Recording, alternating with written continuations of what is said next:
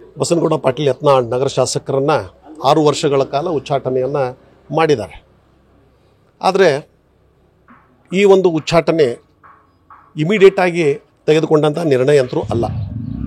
ಅವರಿಗೆ ಸತತವಾಗಿ ಎಲ್ಲ ರೀತಿಯ ಒಂದು ಸಮಯಾವಕಾಶವನ್ನು ತಮ್ಮ ನಡವಳಿಕೆಯಲ್ಲಿ, ತಮ್ಮ ಭಾಷೆಯಲ್ಲಿ ಹಿರಿಯರಿಗೆ ಟೀಕೆ ಮಾಡ್ತಕ್ಕಂಥದ್ರ ಬಗ್ಗೆ ತಿದ್ದುಕೊಳ್ಳಿ ಅಂಥೇಳಿ ಸಾಕಷ್ಟು ಕಾಲಾವಕಾಶನ ಕೊಟ್ಟಿದ್ದರು. ಆದರೂ ಕೂಡ ಅವರು ತಮ್ಮ ಟೀಕೆಯನ್ನು ಹಾಗೇ ಕೊನೆವರೆಗೂ ಕೂಡ ಮುಂದುವರಿಸ್ತಾನೆ ಹೋದರು.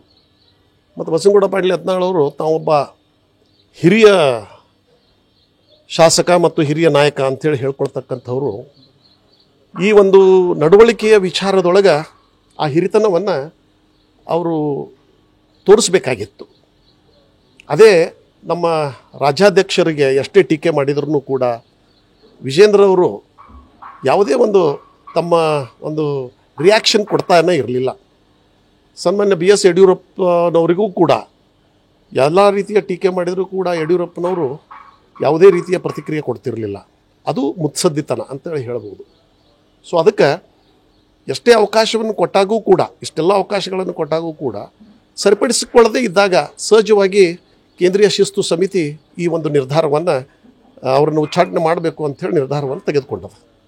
ಸರ್, ಈಗ ವಿಜಯಪುರದ ಏಕೈಕ ಶಾಸಕರು ಇದ್ದಾರೆ ನಿಮ್ಮ BJP, ಈಗ ಉಚ್ಚಾಟನೆ ಪಕ್ಷದ ಮೇಲೆ ಅವರು ತಮಗೆಲ್ಲ ಒಂದು ವಿಷಯ ಹೇಳಬೇಕು ಅಂತಂದರೆ, ಇದು ಹೋದ ಚುನಾವಣೆ ಒಳಗೇ ಈ ಒಂದು ತಿಕ್ಕಾಟ ಏನಿತ್ತು, ಇದರ ಪರಿಣಾಮದಿಂದಲೇ ನಮ್ಮದು ಈ ಸಂಖ್ಯೆ 110ಕ್ಕೆ ಹೋಗೋದು 166ಕ್ಕೆ ಬಂದುಬಿಡ್ತು, ಕೇವಲ 66ಕ್ಕೆ.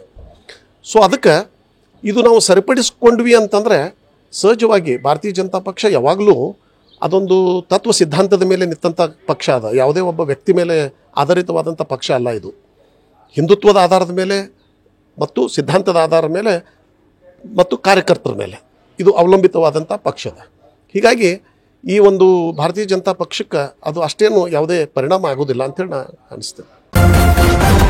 ನ್ಯೂಸ್ ಫಸ್ಟ್ ನಿರ್ಭೀತಿಯಿಂದ ನಿಮ್ಮ ಪರವಾಗಿ.